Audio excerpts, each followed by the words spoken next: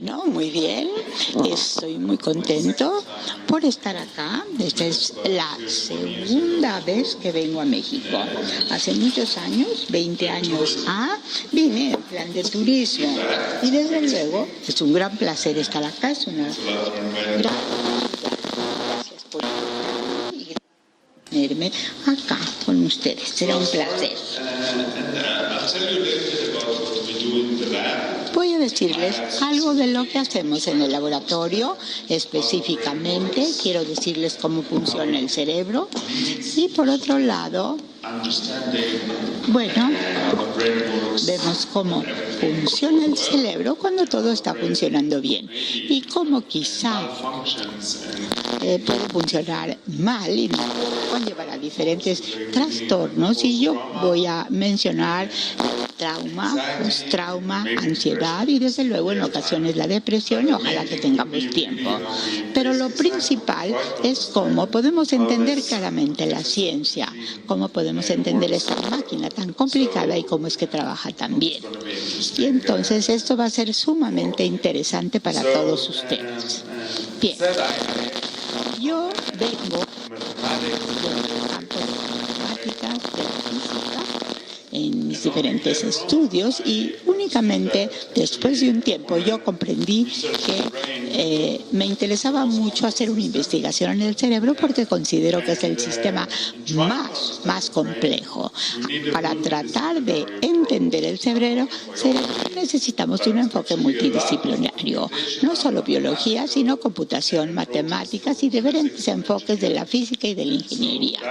Y desde luego, esto, a partir de la matemática y la física, yo comencé a aprender biología y desde luego trabajé con biólogos experimentales que utilizaban herramientas matemáticas para comprender todo bien.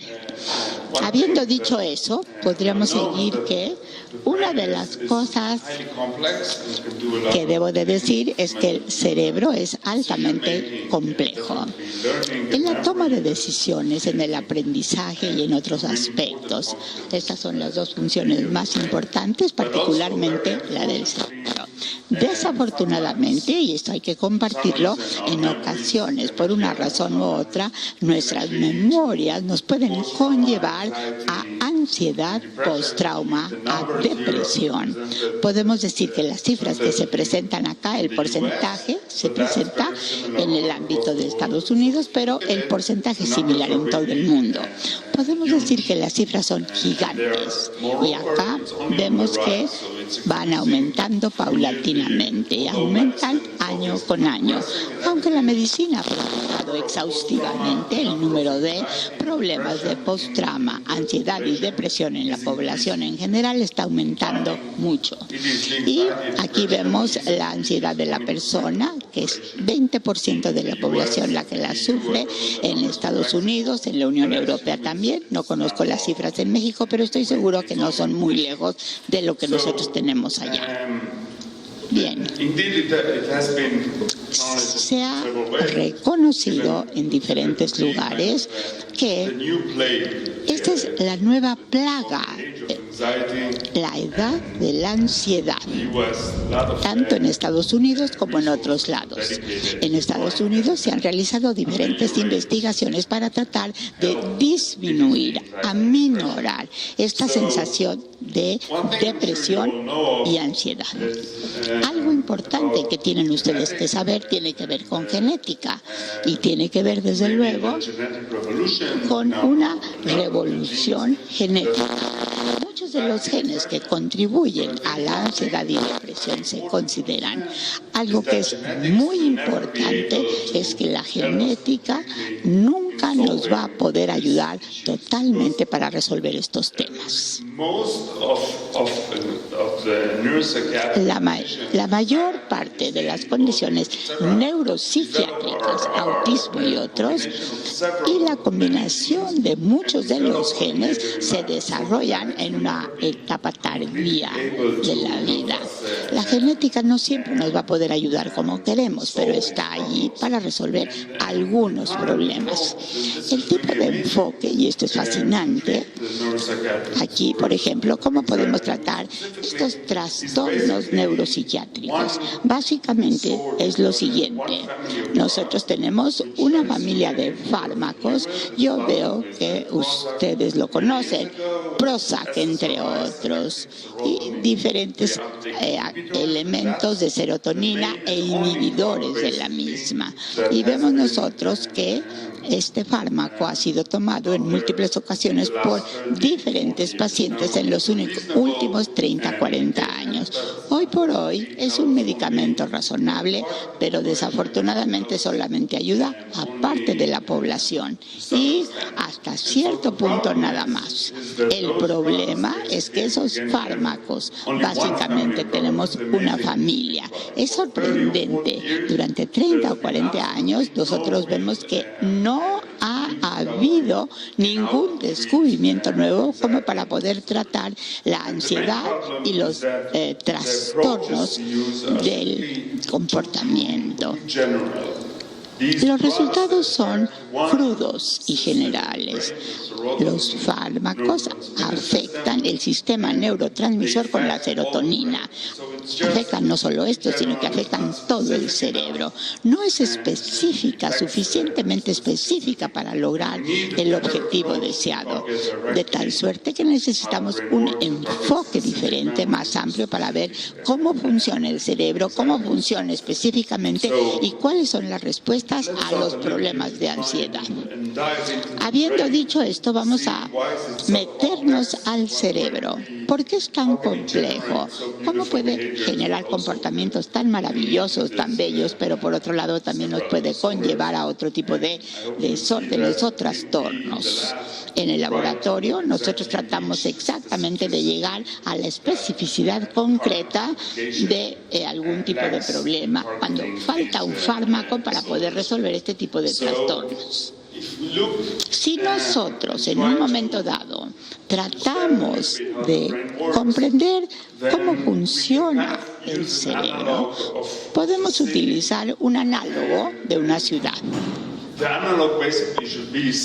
El análogo debe de ser similar a la computadora. Dividimos el cerebro, por ejemplo, hardware contra software.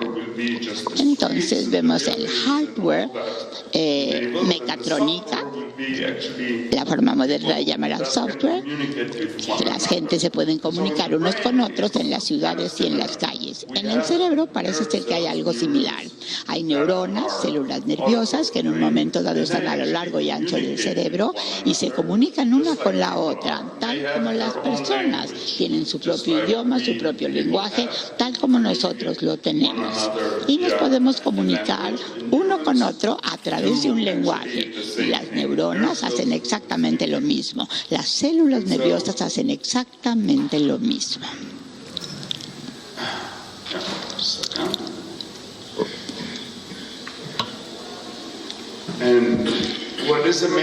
Bueno, lo que es sorprendente acerca del cerebro, y esto nos induce a la complejidad, y es una maquinaria maravillosa, tiene que ver con la conectividad entre las neuronas. Este es un punto importante.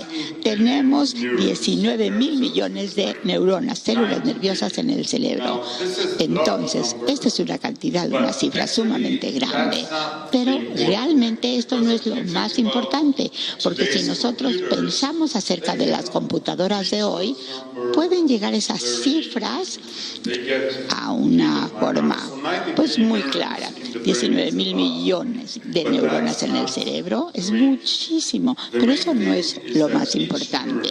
Lo más importante es que cada neurona, que cada célula nerviosa se comunica rápidamente con 10 millones de otras neuronas de una manera simultánea. Entonces la analogía podría ser la siguiente.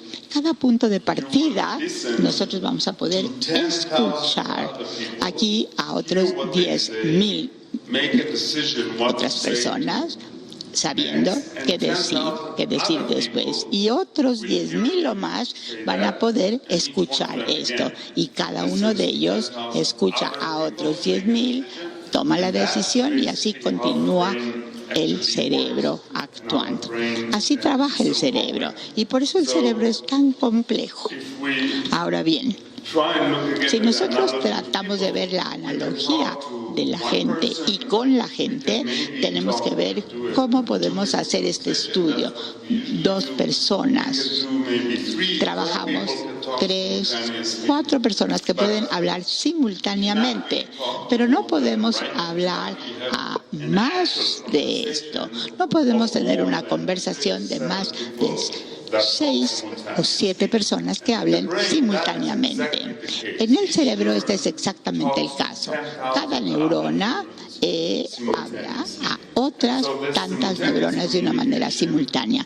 Esta comunicación simultánea se llama un elemento de actividades de alta dimensión, que es lo que hace al cerebro tan complejo. Y de esta manera se puede generar, bueno, los maravillosos comportamientos que tenemos con los seres humanos. Y esto se basa y es un problema matemático. Por esto es literalmente un tipo de espacio altamente dimensional. Nosotros sabemos cómo podemos pensar bidimensionalmente, 2 dimensiones. Podemos pensar 3 dimensiones. Este es el espacio incluido. Albert Einstein decía que, bueno, había 4 dimensiones, tetradimensional. Entonces, nosotros no nos podemos imaginar lo que significa en un momento dado realizar haciendo cómputos en unas dimensiones aún mayores. El cerebro no solamente hace cómputo en más de 4 dimensiones, hace cómputos en dimensiones de 10.000. Entonces, en vez de tener 3 accesos, tienen 10.000 accesos. No nos los podemos siquiera imaginar, pero es un problema realmente matemático. En cada punto de partida, cada una de las neuronas tiene un patrón de actividad que yace en este tipo de espacio dimensional. Y estos espacios dimensionales son lo que permiten de una manera u otra realizar cómputos paralelos de una manera tan precisa, tan bella. Lo que yo hago en el laboratorio es que yo trato de entender cuál es el lenguaje real, actual, de la comunicación con las neuronas. Cuando estamos hablando de 10.000 hablando con otras 10.000, hablando simultáneamente en un momento dado en el cerebro, en este espacio de alta dimensión, es algo maravilloso. Podemos decir que el problema principal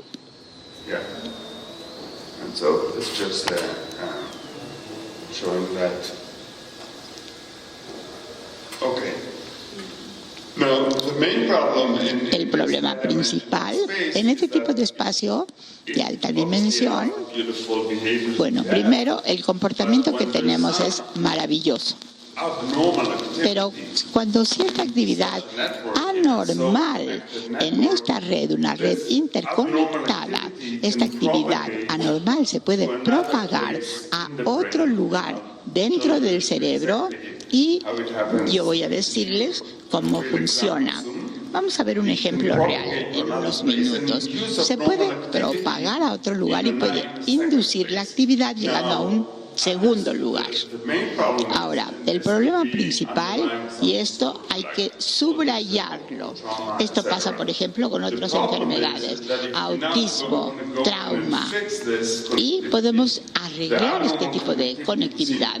La conectividad que nosotros vemos en diferentes tipos de lugares pueden encontrar diferentes maneras de encontrarse y pegarse, debido al concepto dimensional. Entonces, procedemos a llegar a una cifra infinita de formas como inducimos diferentes actividades en diferentes áreas del cerebro en diferentes veces. Esta es una analogía y acá nos sumimos, nos metemos en el cerebro. Primero vemos 2 diferentes regiones del cerebro que son muy importantes. Uno, la corteza prefrontal. Esta región de acá, Aquí es el sello de la evolución de los primates. La corteza prefrontal es responsable del aprendizaje día con día, toma de decisiones, etcétera, etcétera. Es decir, lo que distingue el aspecto racional, lo que aprendemos día con día y tomamos decisiones en el medio ambiente en el que vivimos. La otra región, que es la fascinante, es la amígdala. Es una región del cerebro pequeñita, va del ojo al oído y ahí se juntan dos líneas. La amígdala, es maravillosa como se desarrolló en los humanos. Es muy chiquita, pero es altamente desarrollada en humanos. Por alguna buena razón, yace en cualquier tipo de respuesta emocional o memoria. Cualquier proceso de aprendizaje que se forma en estas condiciones emocionales, la podemos tener nosotros de acuerdo a la actividad en este tipo de región y en la amígdala. La corteza prefrontal y la amígdala se comunican y hablan una con otra continuamente, y estos son descubrimientos que se realizaron en los últimos 15 o 20 años. La amígdala y la corteza prefrontal se comunican y el equilibrio que tienen, esto es lo que modula las respuestas emocionales. Ustedes deben de tener un buen equilibrio de actividades entre la amígdala y la corteza prefrontal. Vamos a darles un ejemplo más para ilustrar el concepto. Del aprendizaje normal a gentes con ansiedad exhaustiva. Acá hubo un accidente muy desafortunado en este lugar, en esta área, en esta calle. La amígdala estaba hiperactiva cada vez que uno del lugar. Y entonces esto va a producir ansiedad y estrés. En condiciones normales, nosotros tenemos que ver que se cruza la calle una, otra y otra vez y la corteza prefrontal va a aprender a normalizarla, disminuye la actividad de la amígdala, la balancea, la equilibra para poder volver a tener el comportamiento normal y cruzar la calle sin tener tanta ansiedad y mucho menos estrés. Lo que sucede es que la ansiedad indica que la corteza prefrontal trata de regular la actividad de la amígdala. Les voy a dar un ejemplo y van ustedes a ver cómo sucede. Básicamente tenemos la corteza prefrontal, la amígdala, y hay una conexión de uno a uno entre las neuronas y la corteza prefrontal y aquellos en la amígdala también. Y cuando esta persona viene a la calle, a esa calle, a donde tuvo el accidente, la amígdala está sobreactivada y le indica a la corteza prefrontal y ella no puede modular la respuesta para nada. Cuando uno enfoca bien, hay actividad de la amígdala a la corteza prefrontal y actividad de regreso de la corteza prefrontal a la amígdala, y el equilibrio entre las dos actividades es lo que va a determinar esta respuesta, este aspecto de la respuesta traumática de estrés, o en su defecto, y para bien del paciente o de la persona, tiene un efecto bueno y positivo. La corteza prefrontal inhibe la actividad que va de la parte superior a la inferior, de la corteza prefrontal a la amígdala, y después obtenemos el balance, el equilibrio y modulamos la respuesta. Bien. Otro ejemplo podría ser si la persona va a un vecindario silencioso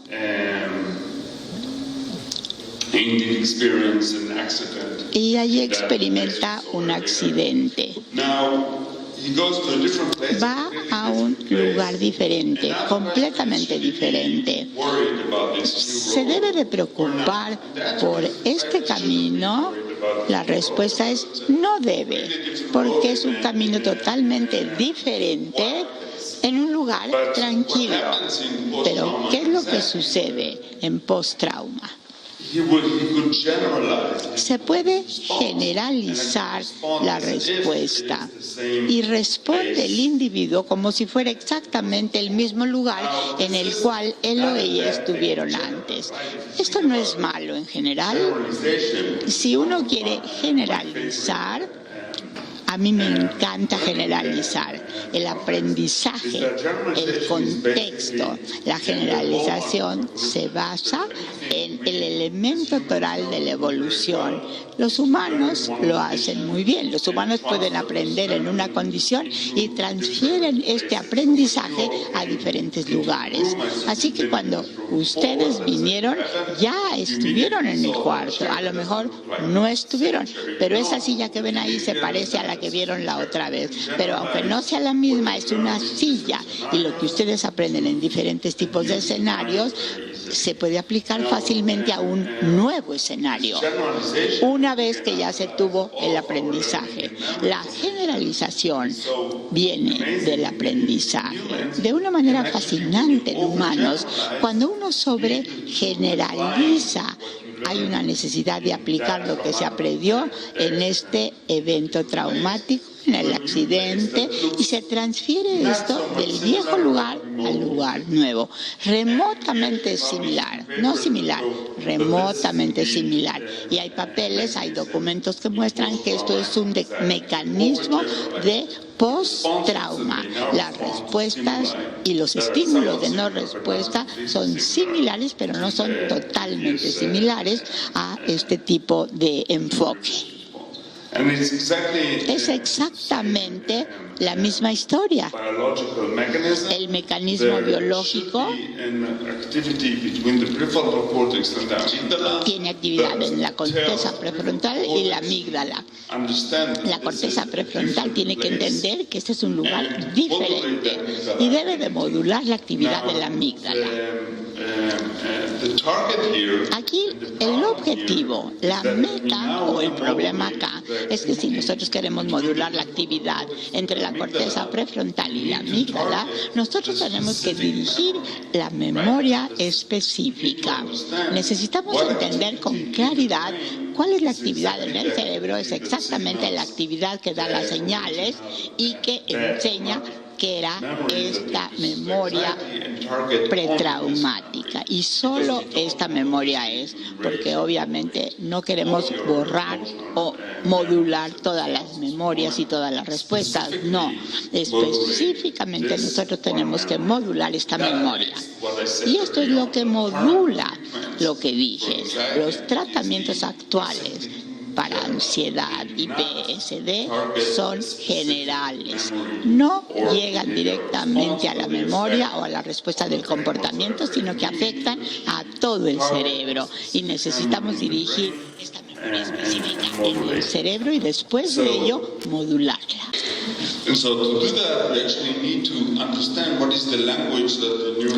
Hay que entender cuál es el idioma que la neurona habla.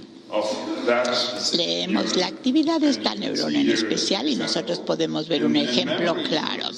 Las memorias representan un tipo casi como de código en este tipo de neuronas y entre estas neuronas. Y debemos de comprender cuál es el código exactamente de este tipo de memoria traumática y por otro lado, cuál es el código de una memoria o memorias diferentes. Este es el código de una memoria traumática, obviamente es un ejemplo sumamente simplificado. Tenemos que entender cómo podemos modular esta memoria de tal manera que podamos hacer no traumática dicha memoria. Ahora, la forma de poder hacer esto en el laboratorio es la siguiente. Nosotros trabajamos ese comportamiento, por un lado, llegando con todo el círculo, psicología, hasta poder medir la actividad de las neuronas y entender completamente cuáles son los diferentes códigos, el lenguaje que las diferentes neuronas están considerando. Por ejemplo, tratar de entender cuál es el lenguaje programado de la computadora, sino que mucho más complejo. Aquí yo describí ya este dato anteriormente. Ahora bien, si ustedes me preguntan cuál es mi perspectiva, mi visión, no es totalmente mi visión. Esto lo podemos hacer en el laboratorio, en modelos animales, o por otro lado, lo podemos hacer con mucho éxito con animales. Estamos haciendo una serie de pruebas clínicas con humanos. Podríamos tener una estrecha vista de modular la actividad cerebral. Y entonces nosotros desarrollamos diferentes modelos específicos.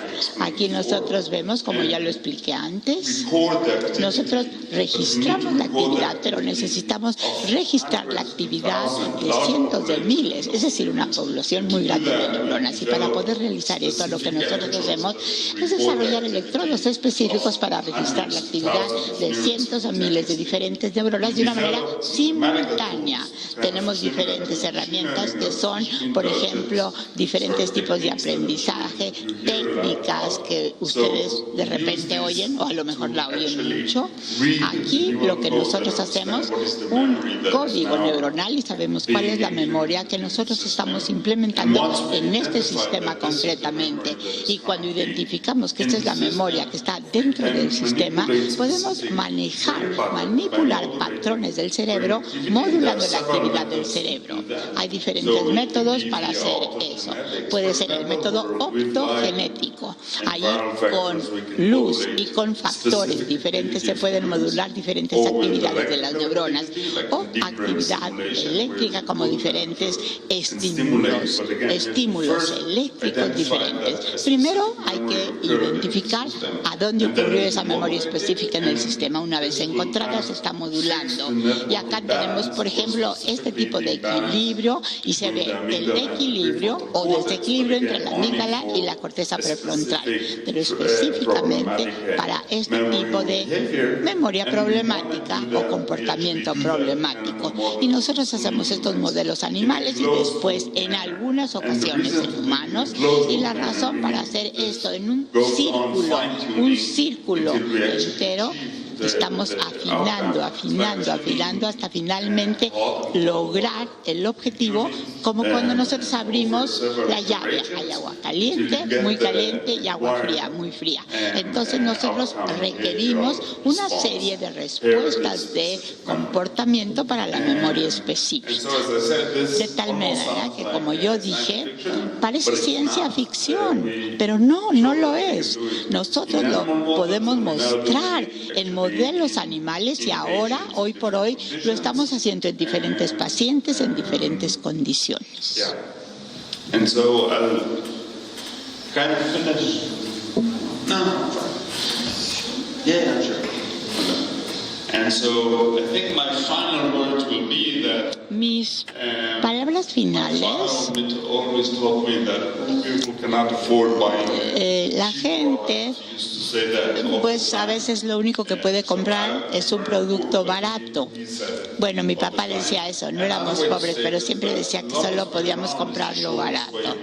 Y el camino más largo es el camino más corto a casa. En el Weizmann, el enfoque y mi laboratorio, necesitamos un enfoque básico de la ciencia para entender el aspecto, no digamos de lo psiquiátrico. No funciona tan fácilmente. Tenemos que tener metas. Aquí son dimensiones iguales. ¿Cómo funciona el cerebro en condiciones normales y qué sucede cuando no funciona apropiadamente? Si uno no entiende el primero, hay que estudiar el segundo, y si no, a la inversa. No los podemos separar. Uno tiene que estudiar ambos las áreas del cerebro conjuntamente. Esto es lo que nosotros hacemos en el Weizmann en general, el espíritu de Weizmann, pero también en mi laboratorio desarrollamos herramientas y técnicas, diferentes modelos para comprender cómo funciona el cerebro en condiciones de formación de memoria, aprendizaje y qué es lo anormal en cuanto a información y aprendizaje que nos conlleva al post-trauma, etcétera, etcétera.